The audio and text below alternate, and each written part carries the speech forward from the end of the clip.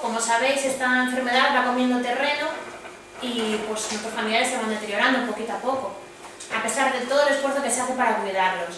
Eso es algo inevitable, como sabemos, pero lo que sí que podemos es retrasar este avance y darle a nuestros familiares lo mejor de nosotros y la mejor calidad.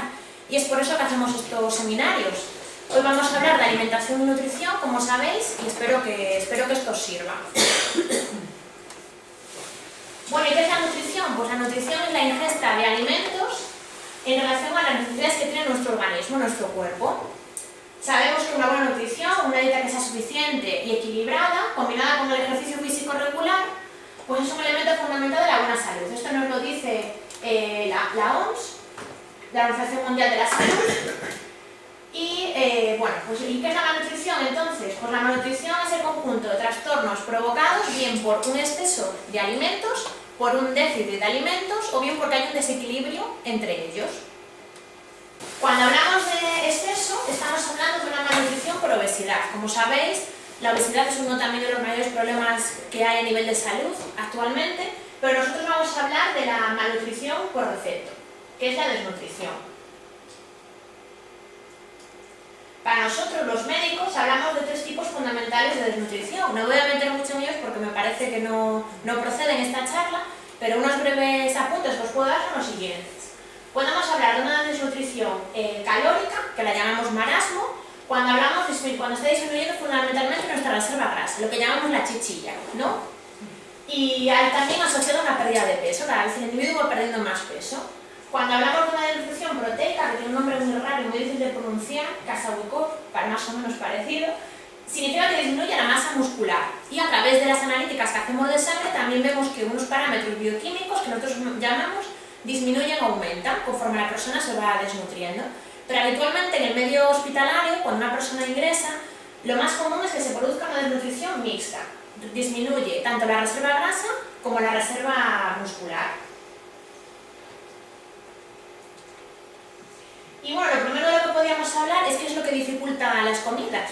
Conforme van avanzando los años, pues por ejemplo vamos perdiendo los dientes, cuando tenemos menos dientes es mucho más difícil masticar. Además también vamos perdiendo la sensación de gusto y de olfato y por eso perdemos esa sensación placentera, de placer cuando estamos comiendo. No nos resultan tan atractivas las comidas. Y además también la alteración de la motilidad gastrointestinal. Esto significa cómo es el tránsito, cómo va pasando poco a poco la comida a través de nuestro intestino. Y muchas veces lo que provoca es que estemos muy saciados, como el gato de la foto, que ya no podemos comer más. Esa sensación de saciedad nos llega antes de lo que nos llegaba cuando éramos más jóvenes. ¿Y qué podemos hacer para intentar contrarrestar esa sensación de falta de gusto y de falta de olfato para nuestros familiares? Pues bueno, una de las cosas que podemos hacer para estimular esa sensación de gusto es, por ejemplo, intentar administrar alimentos que estén las comidas un poco más calientes o un poco más frías, porque lo que van a hacer es activar las papilas gustativas, que son las que nos estimulan el gusto, que está más atrofiado, por así decirlo, para que comamos. Entonces, podemos dar comidas más frías o más calientes, podemos darle sabor más amargo o más ácido, también podemos echar mano de los condimentos que tenemos, que son muchísimos, podemos echarle, por ejemplo, laurel a las lentejas para que sean más gustosas. Tenemos un sinfín de condimentos que podemos usar. Podemos usar perejil, podemos usar ajo, albahaca, tomillo, muchísimos condimentos para que estas comidas sean más gustosas y sean más atractivas a nuestros familiares. También otra cosa, y es un pequeño truquillo, es dar unas gotas de limón o un poquito de zumo, porque lo que hace es estimular doblemente las papilas gustativas. Entonces, cuando vamos a comer, nos resulta más atractiva la comida por eso, porque está más activada la sensación de gusto que tenemos un poco perdida. Si hay algo que no me entendéis o el lenguaje que manejo no tenéis dudas, me preguntáis sin problema, ¿vale? Bueno, y además de los cambios estos que estamos hablando en cuanto a la dentadura y al intestino, también podemos hablar de deterioro funcional. Esto hablamos cuando poco a poco, conforme nos vamos haciendo mayores, perdemos la capacidad para hacer cosas que habitualmente teníamos por rutina. Y esto, doblemente en la demencia, se ve mucho más multiplicado. Vamos, la pérdida de la capacidad se va haciendo cada vez más notoria. ¿Y en qué la notamos? Porque, por ejemplo, poquito a poco no pueden ir a comprar solos, no pueden cocinar comidas que antes se hacían fácilmente, van perdiendo esas capacidades, o por ejemplo manejar los cubiertos, de repente no saben cómo usarlos. Pero centrándonos más en las demencias, lo que más llama la atención es el deterioro cognitivo. ¿Y qué entendemos por esto? ¿Qué pasa en las demencias? Pues que nuestros familiares poquito a poco van perdiendo la capacidad de planificar y ejecutar las acciones que habitualmente estaban acostumbrados a hacer. Siguiendo el ejemplo de las comidas, por ejemplo, si queremos hacer unas lentejas, aunque nosotros lo hacemos inconscientemente, tenemos que saber que necesitamos unos alimentos, que tenemos que encender el fuego para calentar el agua, meter esos alimentos en la olla para que se vayan haciendo, pero cuando tenemos una demencia, lo que ocurre es que perdemos la capacidad de hacer la cadena de esos acontecimientos. No sabemos qué hacer con los alimentos. A lo mejor sí que los ponemos en el agua, pero no somos capaces de tener la noción de que tenemos que vigilar esa comida. Eso es lo que poquito a poquito va pasando. También pasan otras cosas. Por ejemplo, que pierden la capacidad de reconocer objetos. A esto en medicina le llamamos agnosia. Y si no podemos reconocer los objetos, no podemos reconocer los alimentos que tenemos enfrente. Y por ejemplo, si tenemos un filete delante pero no sabemos qué es un filete, ¿por qué vamos a comer algo que no sabemos lo que es? También perdemos la capacidad de coordinar los movimientos. Esto le llamamos en medicina apraxia. Y esto significa que aparte de otras muchas acciones, como el vestirse o el peinarse, la capacidad para manejar los cubiertos que habitualmente estamos acostumbrados, también la perdemos.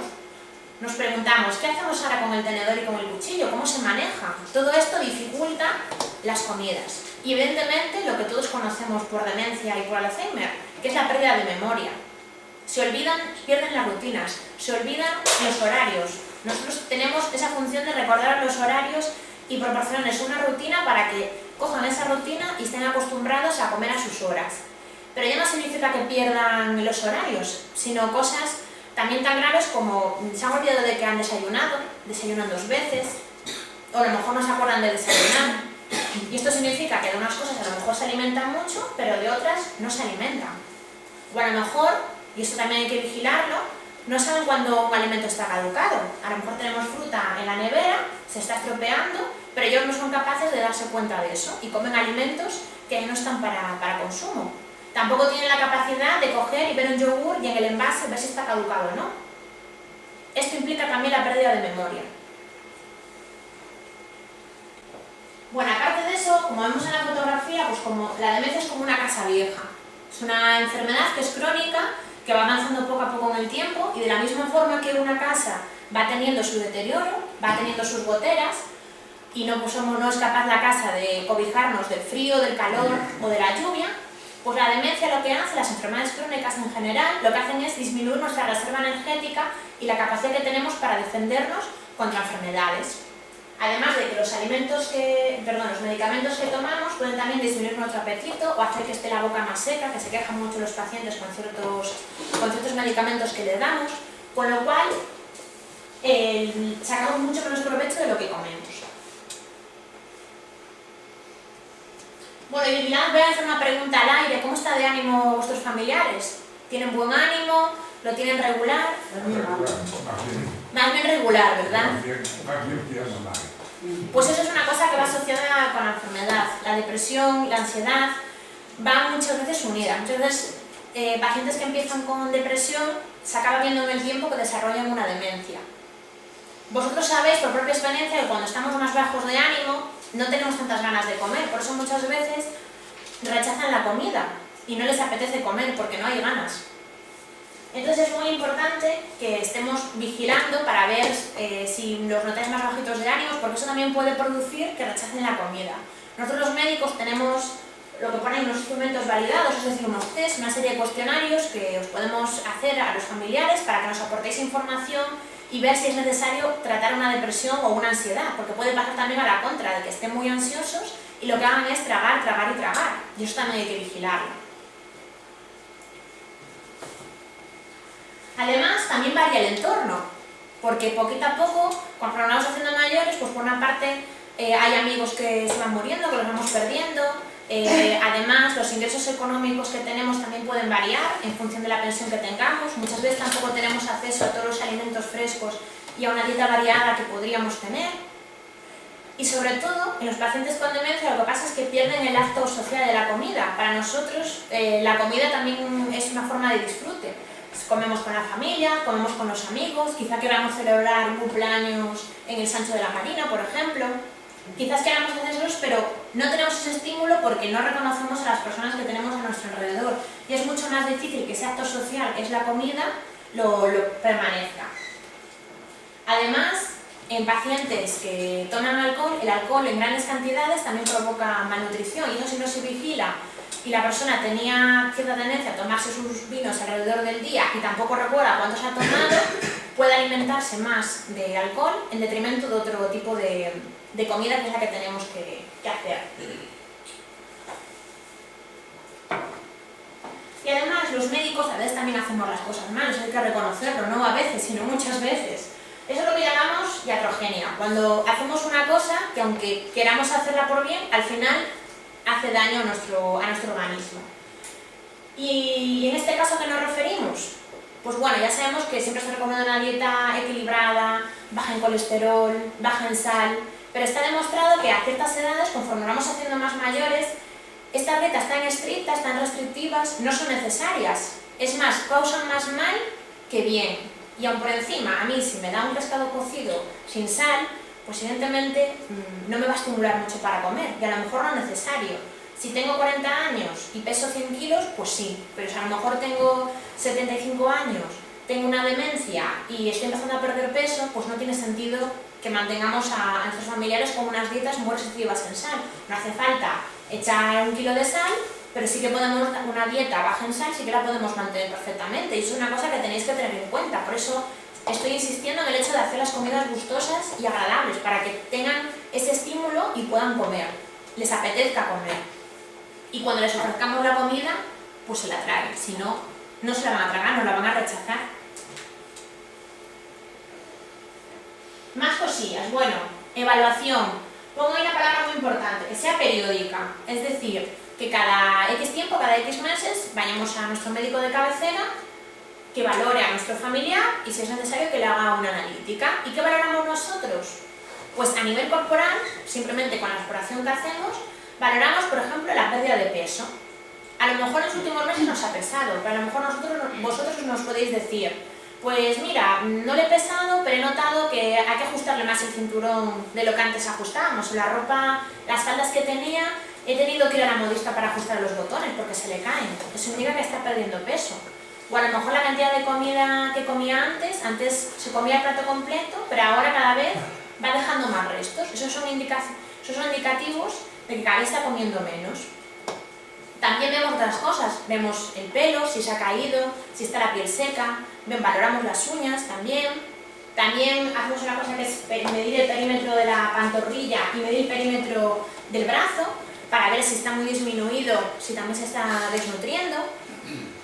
Y además, pues obviamente lo que todos conocemos, que son las analíticas, que a través de unos parámetros que nosotros valoramos en la sangre, también nos van indicando si la persona se está desnutriendo o no.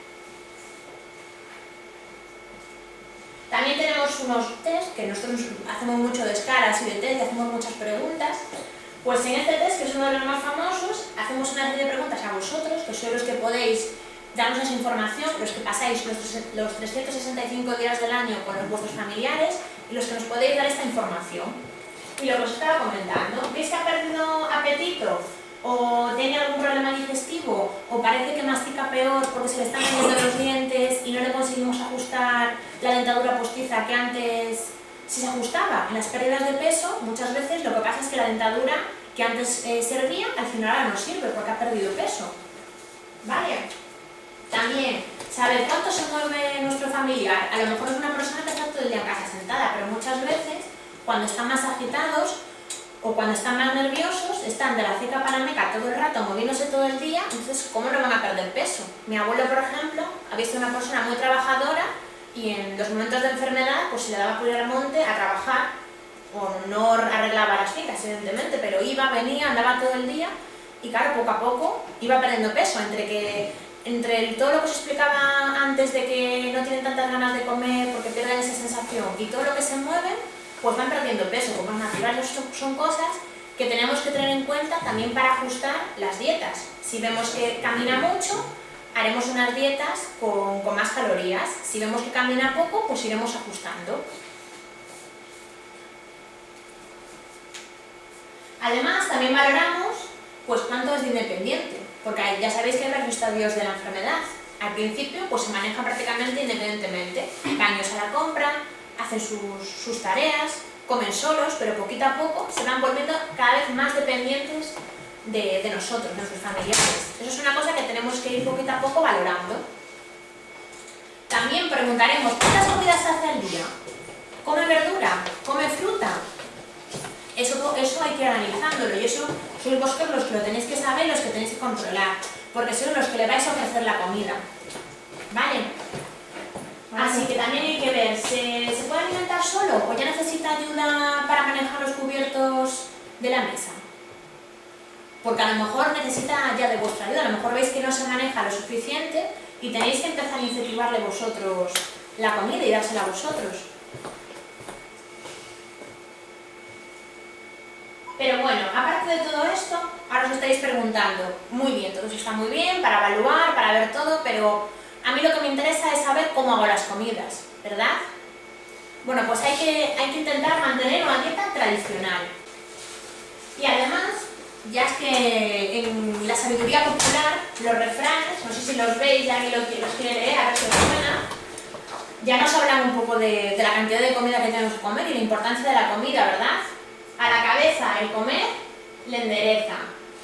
Con la barriga vacía ninguno muestra alegría. Caminante come y bebe, que la vida es breve. ¿Os suena alguno de ellos? ¿Verdad? Bueno, pues es eso, hay que comer, hay que intentar hacer que la comida sea un momento placentero para ellos, que la disfruten, para estimularles a que coman, precisamente por eso. Si es que ya lo dicen los refranes, yo no cuento nada nuevo. Hay que tener un poco de paciencia y después también comentaremos pues eso, cómo podemos intentar paliar estas cosas que nos pasan. Entonces, pues eso, le damos de comer, la comida riquísima, buenísima, bien aderezada, con todos sus trucos que os he dado, pero al final resulta que no come. Bueno, pues después vamos a ir hablando poquito a poco. Y ahora, con todo lo que he hablado, quiero ver un poquito a ver cuáles son vuestros conocimientos y cuál es la forma que tenéis vosotros de ofrecerle la comida a vuestros familiares, ¿vale? Tenemos aquí tres menús. Tres menús que vamos a leer, ¿vale? Y tres menús por los cuales tenéis que votar por uno solo. Yo voy a contar los votos y después os voy a decir cuál es el más recomendado en estos casos, ¿vale? Los vamos a leer. El primero, el de arriba, que está en horizontal, nos dice: desayuno, café con leche, una cucharada sopera de leche en polvo, bizcocho casero con frutos secos. Media mañana, yogur mezclado con cereales y una pieza de fruta. Comida, espinacas con bechamel, pasas y piñones. Pechuga de pollo empanada con champiñones, pan y fruta fresca. A la merienda, un flan de huevo. Y a la cena, hamburguesa de atún acompañada de pimientos y puré de patata espeso, mezclado con queso fundido y clara de huevo, pan y fruta. Ese es el menú número 1. ¿Los veis bien desde la pantalla? Vale. Yo lo veo como Bueno, si no, el compañero que os ayude, ¿vale? Vamos a ver, menú número 2. Aperitivos para compartir. Plato ibérico con jamón ibérico, queso manchego, una caña de lomo ibérica, gambas cocidas, mejillones rellenos, pimientos, bacalao. Luego caldo blanco o arroz ibérico. Podéis tomar también solomillo de cerdo, merluza rellena, luego el postre y la cava. Y el tercer menú nos dice café o té con sacarina, 2 tostadas con aceite, o bien con galletas, o bien con cereales y un zumo de naranja. El segundo, de comida a mediodía, ensalada de pollo y luego filete de ternera a la plancha. Y de cena, menestra de verduras, carne integral y jamón de york. Bueno, pues os doy un minuto para pensar. ¿Lo habéis pensado? ¿Lo tenéis ya claro? ¿Quiénes votan por el menú número 1? 1, 2, 3, 4, 5, 6, veo una mano más por allí, 7 personas por el menú 1. Muy bien. Por el menú 2, ¿quién vota por el menú 2? Una persona, 2 personas, 3, 4, 4. Bueno. ¿Y por el menú 3? ¿Quiénes votan por el menú 3? Una persona, 2 personas, 3, 4, 5, 6. ¿Alguna persona más? ¿Habéis votado todos? Yo no he votado, pero a mí es que eso no me come de nada. ¿No te cuadra ninguno? Bueno. Pues nada, entonces habíamos contado 6 personas por el menú 3. ¿Eh? Es en general. Es en general, ya. No, pero se refiere a cuál te parece el que es el más saludable. ¿Cuál piensas que debería tomar tu familiar? Pues el primero. El primero. Sí, O sea, tendríamos un voto más que va, para que nada. que este no come y no come, ¿verdad? Que va. Bueno, este 6 y el primero tendría un voto más. Tendría 8. Bueno, pues muy bien, os tengo que felicitar porque efectivamente es el primero. ¿Queréis saber por qué? ¿Os lo explico? Bueno, Sí, ya lo sabemos. el menú 2 es el menú de restaurante, un menú para días especiales, un menú pues para excesos, que no está mal tomarlo de vez en cuando, pero no es el menú adecuado para tomar todos los días, ¿verdad? A lo mejor las dudas entran más entre el menú 1 y el menú 3. ¿Por qué? Porque el menú 3 parece muy saludable, ¿verdad? Es un menú que tiene pocas calorías, que se basa pues eso, en esta de verduras, el té o el café lo mezcla con la sacarina, luego te ofrece una ensalada, te ofrece pan integral y jamón de york, son todo como muy light. Pero estamos hablando de que nuestros familiares lo que tienen es un problema para nutrirse, comen menos, hay que estimularles que coman. Entonces, con el menú primero, lo que tenemos es un menú que es completo, lo que nos hace es fraccionarnos las comidas, es decir, si nuestro familiar no le apetece comer, a lo mejor no le apetece comer a mediodía, no le apetece comer a la noche, pero a lo mejor el desayuno sí que come. Y si tú le ofreces durante más veces al día le ofreces comida, será más probable que le apetezca comer y comerá un poquito de cada vez y conseguirá nutrirse mejor. Si le ofreces solo 3 comidas, pues a lo mejor de cada comida come muy poco y no conseguimos que coma todo lo necesario. Por eso, si le ofrecemos varias veces comida, lo ideal sería ofrecerle 6 veces al día comida. Y además, darle comida enriquecida, que una de las hojas informativas que os he pasado viene como ayudar a enriquecer la comida. Entonces, pues por ejemplo, lo que te ofrece la comida es espinacas con bechamel, que es una salsa. Si le damos espinacas solo con patata y un poquito de aceite, si deja un cuarto de lo que come, pues no hacemos nada. En cambio, si le damos unas espinacas que vengan con bechamel, que tienen un gran contenido de calorías, lo que hacemos es, vale, no comerá todo, pero está comiendo una comida con más calorías de las que está acostumbrado. Y por ejemplo, le damos a la merienda, a lo mejor en vez de darle un yogur desnatado, lo que podemos darle es un flan, que tiene más calorías, y si en vez de comerse todo el yogur se come medio flan, le estaremos aportando más calorías que si le aportamos solo el yogur, ¿verdad? Entonces hay una serie de cosas que podemos hacer para enriquecer las salsas, pues darle bechamel, podemos utilizar harina, podemos utilizar maicena para espesarlas, ¿vale? Vamos a ver un momento. Sí. ¿Y si el enfermo es diabético, puede tomar todo eso? A ver, si el enfermo es diabético, yo estaba aquí en términos generales, si el enfermo es diabético... Por eso. Exacto, hay que cuidar... Muchas cosas de esas no creo que pueda tomarlas un diabético. Por eso, con los diabéticos hay que tener un poco más de cuidado y ofrecer una serie de cantidades de comida adecuadas a la dieta del diabético, pero aún así, a ver, un flan no le vas a poder dar, pero sí que puedes intentar espesar más la comida con harina, teniendo en cuenta luego la cantidad de insulina que pueda tomar, o dependiendo de si está con antidiabéticos orales, toma pastillas o insulina. Eso después hay que ajustarlo y jugar un poco más con las cantidades. Vale, después es un poquito jugar cada uno con la condición que tenga y con los problemas que tenga nuestro familiar. Obviamente aquí damos una orientación general y luego ya en los casos particulares pues tenemos que ir jugando un poco más con las cantidades, con el tipo de comida que damos, etcétera, etcétera. ¿Vale? De acuerdo. Muy bien. Bueno, pues continuamos entonces, ¿no? Y luego dicen por ahí que polvo eres y polvo te convertirás. ¿Os suena también esta frase, no? Sí.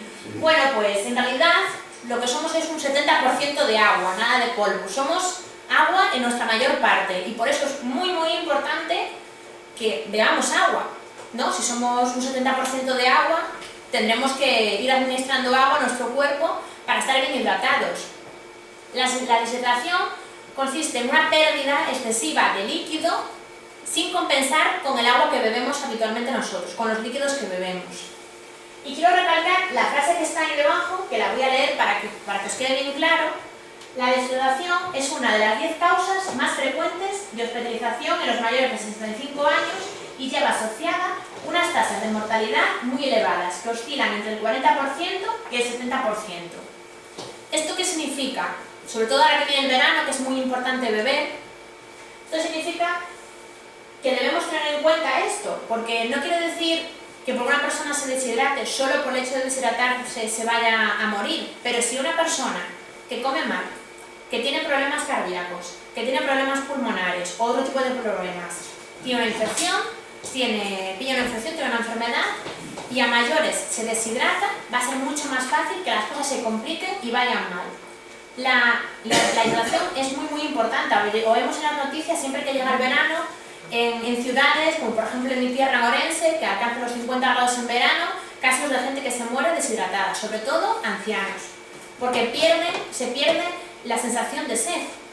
Y aún por encima, en nuestros familiares que tienen una demencia, aparte de no tener la sensación de sed y esa sensación de hambre, aunque tengan sed, no te lo dicen, no pueden reconocer la sensación de sed, aunque la tengan, no la reconocen, con lo cual no os van a pedir agua. Hay que ofrecérsela. De la misma forma que le ofrecen la comida a mediodía, a media mañana y a la tarde, hay que ofrecerles el agua para que beban. Muy importante. Y por eso hay que tomar entre 1,5 litros y 2 litros de agua al día. No hace falta que sea todo agua bebida de un vaso, se puede ser por agua, puede ser por leche, infusiones, caldos, etc. ¿A qué nos enfrentamos si no se bebe? Hay que estimular, pues si no quiere beber un vaso de agua, ofrecerle más caldos, ofrecerle más leche, a lo mejor una infusión con un poco de azúcar. Hay que estimular, hay que ver qué es lo que le puede gustar a tu mujer para que beba. Hay que intentarlo, es muy importante. Hay que intentarlo como sea. ¿Es bueno beber mucha? Siempre que no tengamos alguna enfermedad que nos impida beber, por ejemplo, en algunas enfermedades renales no es recomendable beber mucha agua y puede ser contraproducente, pero normalmente tendemos a beber menos. Es decir, normalmente la sensación que tenemos no es de beber más agua de la que realmente tomamos. Un truco está para nosotros, pues llevar una botella de agua y ir calculando lo que vas bebiendo y te das cuenta a lo largo del día de que bebes menos de lo que deberías. Pero hay que intentar, nuestros familiares, estimular que beban agua pues de cualquier forma. Si no es por un vaso de agua, pues leche. Si no es por la leche, pues un café si lo toma, una infusión que a lo mejor les es más agradable, pues un mentapoleo, están acostumbrados, una manzanilla, lo que sea, pues hacer más caldos, sopas si pueden tomarlas, porque ya veremos luego que a veces las sopas pues dificultan también el hecho de tragar. Vale, y vamos a dar alguna recomendación más. Conforme va avanzando la enfermedad, nos podemos encontrar que ya no va tolerando la misma comida con la misma consistencia y la misma textura. ¿Esto qué significa? Que a lo mejor tenemos que variar cuánto de líquido está, cuánto de espeso está la comida, y si empieza a tener dificultades para tragar, a lo mejor hay que añadir espesantes que se pueden comprar. Hay espesantes que están comercializados, como el agua gelificada, los gelificantes en polvo, pero también podemos usar espesantes caseros, pues como harina, la maicena de toda la vida, yema de huevo, que nos facilitan el hecho de tragar. Espesamos la comida y favorecen que la persona haga la deglución, que trague. Además, debemos vigilar muy bien la postura, y en eso vamos a incidir un poquito más adelante. Antes de tragar tenemos que inclinar la cabeza hacia adelante, porque si inclinamos hacia atrás abrimos lo que es la vía aérea por donde pasa el aire y podemos favorecer que en vez de pasarnos al tubo digestivo, que nos pase al tubo respiratorio y vaya a los pulmones. Eso es muy peligroso. Entonces, la cabeza hacia adelante, antes de tragar, tenemos que intentar que nuestro familiar coma lentamente, y si esta vez no es posible porque engulle, darle bocados más pequeños para que coman menos cantidades y se evite que sea tragante. Vale, además lo que comentábamos antes, una presentación atractiva, pues eso, pues como un buen cocido, un raza zamorana que sea variada, y sobre todo cuando empiezan a tener ya problemas para tragar y a lo mejor lo que tenemos que darle son comidas tipo purés, intentar mezclar alimentos que le cambien el color. Si le damos zanahoria, pues tendremos un color más anaranjado. Si le damos más verdura, tendremos un color más verdoso. Que sean diferentes y atractivas. Y eso, sobre todo condimentar bien, añadir un poco de sal, no excedernos, pero no echar nada de sal. Porque un puré sin sal que tenga un color blanco, pues estimulación para comer prácticamente nula. ¿Vale?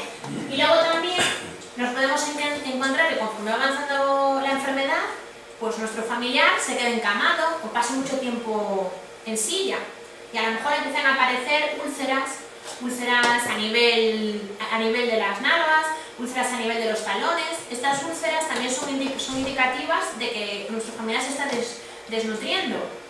Pero si además de eso hacemos las curas de estas úlceras antes de las comidas, con lo que vamos a encontrar es que nuestro familiar va a estar con mucho dolor y con dolor a uno no le apetece comer. A mí no me apetece. Si estoy con dolor, no me apetece comer. Si me acaban de hacer una cura de una úlcera o de una herida que tengo fea, no me va a apetecer comer. Hay que vigilar eso muy bien. Y además vigilar también pues qué hemos hecho antes de las comidas. A lo mejor no nos encontramos en un estadio tan avanzado, pero nos encontramos con que hemos ido a caminar por los 3 árboles, todo por el camino del río, nos hemos dado una caminata que es estupendo, caminar, favorecer, pero si llegamos a casa cansados y nada más, después de llegar ofrecemos la comida, a lo mejor estamos tan cansados que tampoco nos va a apetecer comer.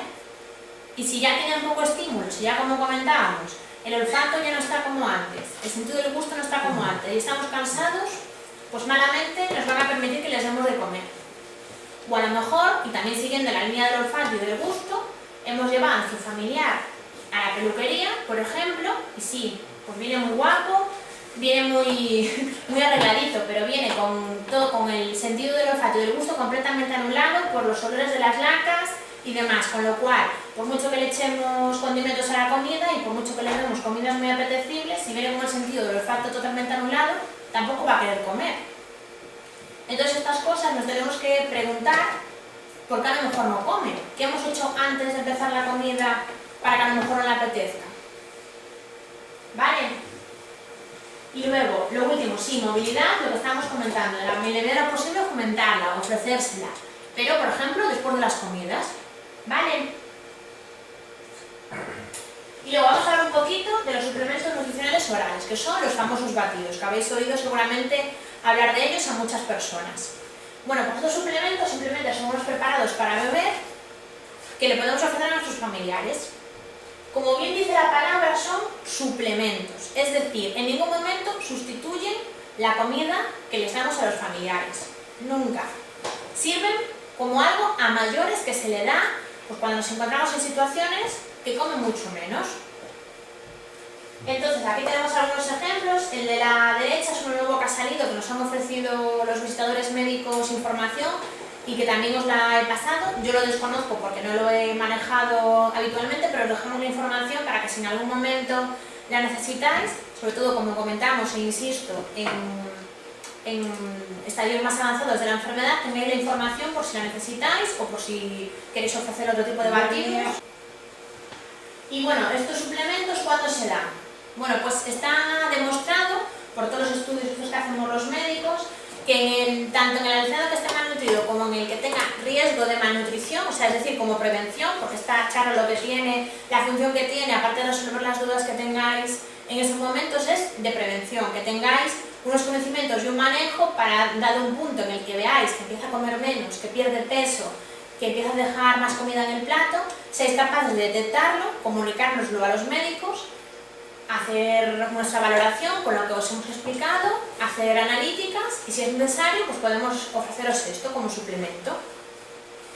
Y además, por ejemplo, si tienen úlceras por presión, también está demostrado que favorece la cicatrización y reduce el riesgo de aparición de nuevas úlceras. Y además, en caso de que tengamos la mala suerte de que se caiga y se fracture la cadera, pues también evitan el riesgo de complicaciones. ¿Vale? Y bueno, vamos a hablar un poco de lo que es la disfagia, que no sé si es un término que os suena a vosotros. La disfagia es la incapacidad para poder tragar, es la dificultad para tragar. Esto, conforme va pasando el tiempo, es una habilidad que pierden, el hecho de tragar. Aunque os parezca muy sencillo el hecho de comer, masticar y tragar, que parece la cosa más normal del mundo y que lo hacemos todos mecánicamente, implica una serie de movimientos que, como hemos explicado antes, en la demencia se pierde la planificación y la ejecución de cosas, de actos que normalmente hacemos y a los que estamos acostumbrados, pues pasa el tiempo y conforme va pasando el tiempo se pierden la capacidad de tragar. Entonces, eso en algún momento puede que os ocurra, puede que llegue un punto en que os pase. ¿Y qué riesgo tiene la disfagia? Pues por una parte, por el mero hecho de dificultad para tragar, significa que va a comer menos, va a beber menos. ¿Qué riesgo tiene eso? Pues lo que hablamos, que esté malnutrido y que se deshidrate. Además, existe riesgo de que si hay infecciones o que haya problemas con las úlceras, por el mero hecho de estar deshidratado y de estar desnutrido, estas úlceras y esas infecciones curan muchísimo peor. Y sobre todo existe el riesgo de lo que llamamos neumonía por aspiración, que no es más que una infección de los pulmones causada por una aspiración de la comida. Lo que explicábamos, en vez de tragar por el tubo y tragar y llevar la comida al tubo digestivo, nos va por el otro tubo y nos va a los pulmones. Se produce una infección y esta neumonía por aspiración que llamamos tiene mucho riesgo. Por eso es importante saber lo que es la disfagia e intentar controlar sus consecuencias. Y entonces lo que decíamos antes, la importancia de la postura. Como cuando éramos pequeños o nuestros abuelos, nuestros padres les insistían: Pedro, siéntate bien a la mesa, siéntate correctamente. Pues con nuestros familiares hay que insistir mucho en la postura. Y llegados a este punto, que a lo mejor alguno de vosotros ya ha llegado, porque no sé si todos los que estáis aquí, pues vuestros familiares comen por sí mismos, pero llegará un punto en que esto pase. Pues para ello, para la postura, os he traído un vídeo que es una dietista que nos ofrece el vídeo SEMER, que es la Asociación Española de Médicos de Residencias, que están muy acostumbrados a tratar con pacientes que tienen dificultades para tragar, para que os expliquen la postura, para que sepáis cómo colocaros y cómo colocar el paciente, ¿vale? Si no oís, subimos el volumen. Una vez en el comedor tenemos que asegurarnos que el anciano esté despierto, porque si está adormecido, pues corremos bastante riesgo para darle de comer. ¿Qué tal? Una vez que está consciente, tenemos que asegurarnos que tenga una posición correcta, así que le vamos a hervir tanto el tronco como la cabeza. Es muy importante, al dar de comer, asegurar la posición. Esta posición de seguridad, fijaros que si yo le diera de comer desde aquí, el anciano rotaría la cabeza y el cuello lo extendería. Si me pusiera delante del anciano para darle de comer, el cuello también lo extendería. La posición correcta sería desde por delante de ellos, por debajo, de tal manera que agacha un poquillo el cuello. Una vez que vamos a dar de comer, es importante utilizar cuchara o bien sopera o bien utilizar una cucharilla y nunca una jeringuilla. Es muy importante cuando vamos a dar de comer al anciano, pues no estar hablando con él para evitar que se atragante, darle una cuchara y esperar a que le haya tragado. Cuando hemos terminado de darle de comer, si le queremos llevar a dormir la siesta, es importante previamente lavarle los dientes, porque cuando se produce una aspiración, el riesgo de hacer una neumonía por aspiración es si lleva bacterias. Entonces, la higiene bucal es fundamental. Y, por supuesto, levantar el cabecero de la cama por lo menos a 45 grados. Bueno, eso se ha quedado claro cómo es la colocación. Esto es muy importante y es importantísimo que a la hora de comer, pues que incidáis antes de empezar una buena postura, que estén bien sentados, colocaros bien vosotros y desde luego armados de paciencia, porque eso, ya sabemos que muchas veces se enfadan, se enojan, tiran la comida, tiran el plato de lo que estemos comiendo y nos desesperamos. Y es natural y es comprensible y no es necesario sentirse mal por ello, pero hay que tener mucha paciencia y incidir en la postura, ¿vale? Y sobre todo, lo que hablaba de no dar comida con la jeringuilla es muy importante, precisamente por lo que comentábamos de que pierden esa habilidad que tenemos todos adquirida de cómo tragar. Si tú le das la comida por jeringuilla, no estimulas el hecho de coger el tenedor, apoyar sobre la base de la lengua, tanto sea un cuchillo, un tenedor o una cuchara, y no hacen el gesto de tragar. Entonces lo pierden antes, porque das con la jeringuilla y con esa forma es como si le escupes en la boca. No hace el gesto para tragar. No sé si me explico. Entonces por eso con jeringuilla, no, y aparte que es mucho más fácil que se atragante y que pase lo que comentábamos, la neumonía por aspiración, que vaya la comida al pulmón en vez de ir al estómago. Vale, y no sé si quería comentar una cosa más del vídeo, lo de la jeringuilla, incidir en la postura. Y creo que nada más. Vale, pues ahora tenemos otro vídeo más a continuación, que también habla, porque hemos estado hablando todo el rato de enriquecer la comida, de modificar la textura de los alimentos, modificar la consistencia. Entonces hay varias consistencias que se pueden modificar a través de los espesantes y que nos va a explicar aquí la dietista cómo se tiene que hacer. ¿Vale? Bueno, cuando estamos ante la disfagia, Oye, bien, ¿no? tenemos diferentes texturas. Para ello vamos a utilizar espesantes. El espesante sería esto de aquí, y podemos utilizarlo en un vaso o bien una coctelera. En este caso he puesto 100 mililitros de agua, y lo que vamos a hacer es añadir, en función de la textura que queremos conseguir, diferentes cantidades de espesante. Yo voy a utilizar el néctar, entonces con una cucharadilla o una y media aproximadamente, agitando, vamos a conseguir esta textura. Aquí ya tengo las diferentes texturas. La néctar que está hablando sería esta de aquí. Es una textura en la que podríamos beber, bueno, la podríamos tomar con una pajita. Nos podemos imaginar en disfagia la pajita, ¿no? Es una forma de entender cómo sería esta textura. La siguiente textura sería la textura miel, que como su nombre indica, pues, se puede tomar ya no con una pajita, sino con cuchara o directamente del vaso. Y luego tendríamos la pudín. La pudín ya es una textura pues mucho más espesa, como podemos observar. Bueno, pues esto de las texturas, luego es cuestión de ir probando.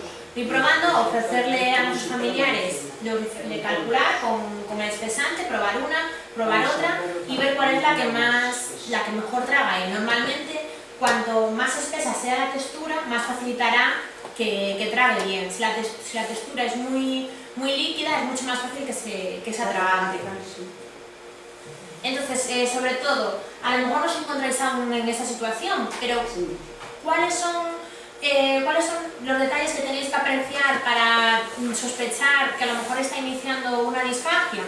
Pues si cuando le está comiendo vuestro familiar empieza a carraspear o empieza a toser mucho, exacto, toser, esos son signos de que no está tragando bien y que a lo mejor en vez de estar viendo el contenido al estómago, pues está intentando ir a la vía respiratoria. Entonces cuando tosa, cuando esté empezando a carraspear, tenéis que estar más atentos porque a lo mejor es el momento de iniciar vosotros y darles de comer y estar más atentos y variar las texturas, variar las comidas y jugar un poco más. Así es, así es. Sí, pero cuando están tan espesos yo creo que lo trago peor. Así es. Depende de la persona, pero normalmente, por eso ponen tres texturas, una más líquida, una que es un poquito más espesa. Mi marido es líquido al desayuno, por ejemplo. Cuando está tomando el bizcocho, la magdalena o lo que le dé, lo toma bien, pero cuando le queda ya el líquido, ahí ya empieza a toser.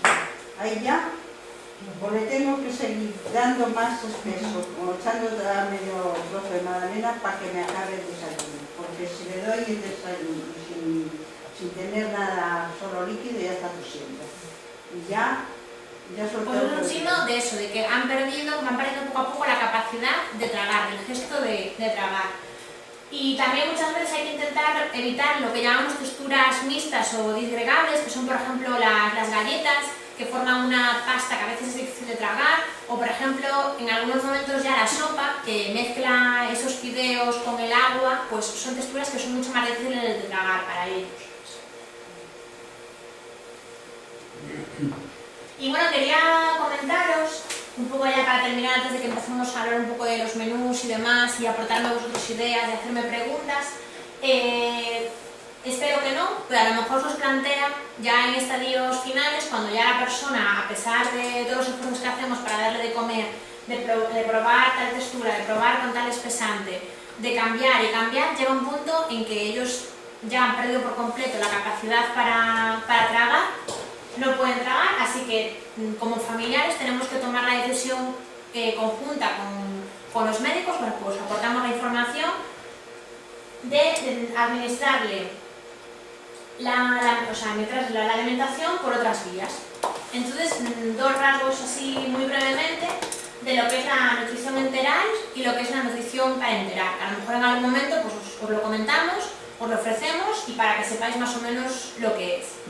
Bueno, la nutrición que llamamos enteral es la administración de los nutrientes, de los alimentos, bien por un tubo que se mete por la nariz que va directamente al estómago, que le llamamos sonda nasogástrica, y que tiene muchas funciones para nosotros, pero una de ellas es alimentar. También podemos dar ahí la medicación porque se puede machacar y administrar por ahí, y también en casos de que haya obstrucciones intestinales, que muchas veces pues veréis que se van extendiendo, cada vez va menos al baño, puede llegar un punto en que se obstruya y como no pasa el alimento hacia abajo, tenemos que evitar que se acumule y que se produzcan vómitos. Entonces la sonda también nos permite extraer líquido de ahí, del estómago. Entonces una opción sería por la sonda nasogástrica que se mete por la nariz y va directamente al estómago, o también un estoma, que es conocidamente como una PEG, que se hace un agujerito a través de la piel que lleva el estómago, agujero permanentemente, también con otra sonda, con otro tubo, que se pone en el estómago y que permite darle con unos preparados especiales, alimentar a los familiares por esa forma. Parece muy incisivo, parece algo difícil, una difícil decisión, pero muchas veces es la única forma que tenemos para alimentarlo ya en los estadios más finales de la enfermedad.